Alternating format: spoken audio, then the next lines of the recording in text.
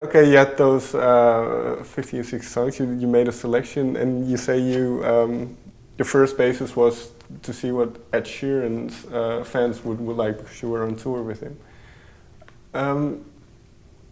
Because it was such a different audience than what you were used to, did that affect the way you played them? Well, it wasn't a different audience, it was a bigger audience. Yeah. So the audience was actually the same. As in, the people I was playing to would be Ed Sheeran fans, already knowing about me, you know, because I had some audience, which is why I've been able to keep going.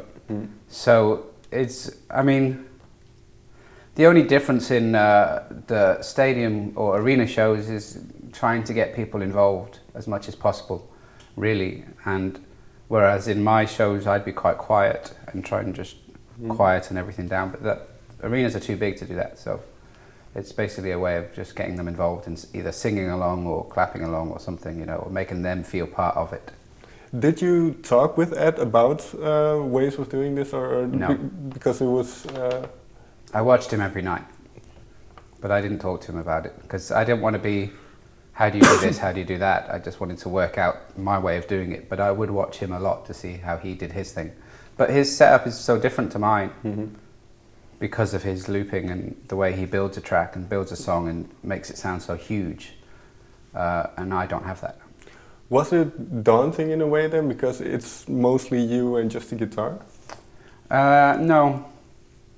I was okay with it. Yeah. Same as an intimate gig? Yeah. Okay. It was, you know, I kind of look at it as if, you know, if they don't like it, it's not my fault. I'm just what I am, so yeah. But maybe again, this is too far-fetched, but having gone through that whole period of a struggling musician and having to hone your skills and build your way up, does that make you in a way less frightened of what might happen, if that makes sense? Less frightened? For instance, well, what you say, if they don't like it, then... Yeah, fine. I guess so. It makes me... I have a lot of confidence in what I do.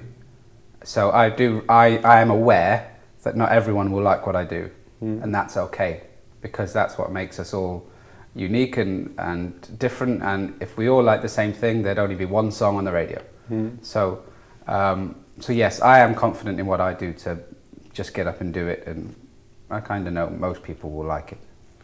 Where do you see yourself evolving to from here? Because now you have a bigger audience, you're going all over the world. Well, yeah, I don't have it yet. You know, we're just on the first song, it's starting to get played. I could be a one-hit wonder. That's a possibility. I hope I'm not. But if I am, it's not a bad one hit.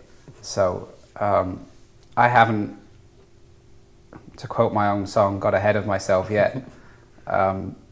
So I don't really know. I mean, I hope it sells enough sells enough that I get to make another record. That's my goal, is that it will sell enough to make another one.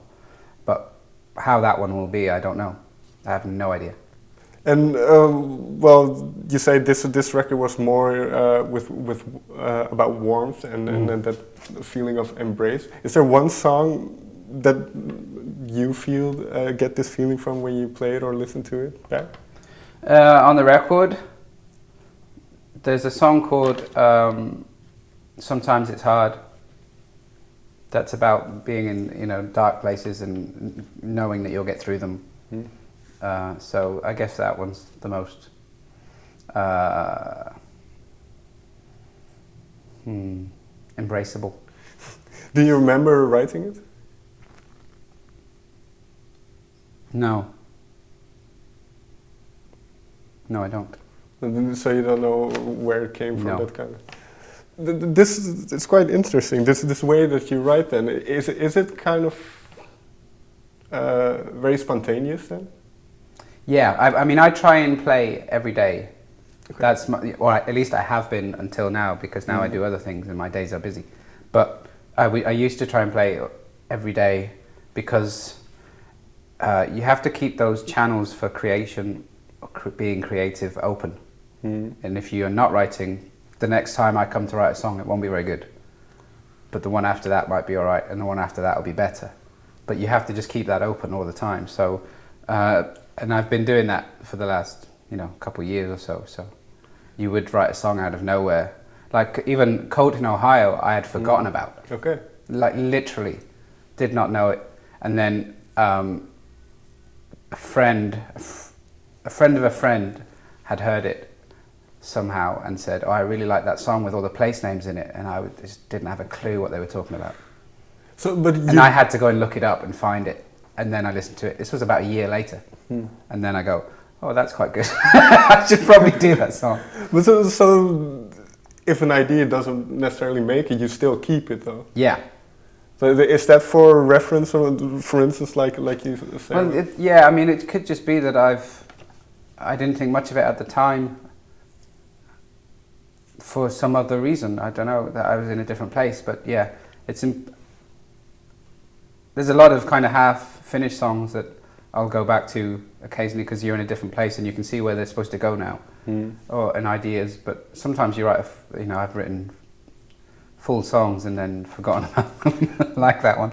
I'm very grateful to that person who reminded me. Do meanings of songs in that way change over time for you? Yes, I guess so.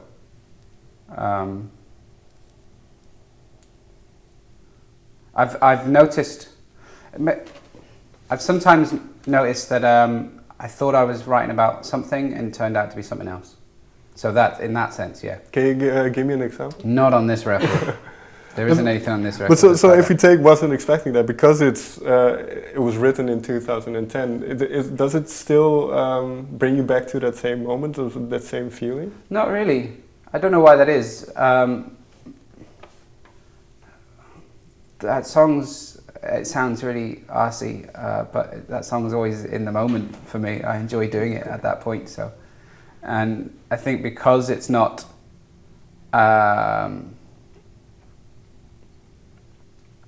because it wasn't directly about my life, it didn't keep me at a point.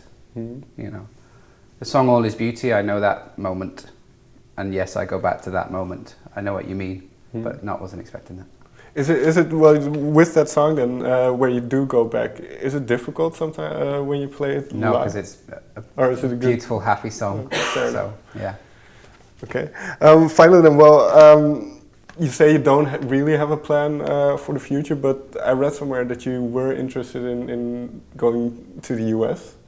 Well, as in with this, we go to the US. Okay. I know we're doing, we go to the US in December to do some like promo stuff, and then I'm back in February and March to tour with Vance Joy, which will be great. I'm really looking forward to that. So, and I think we'll probably do our own tour next year as well.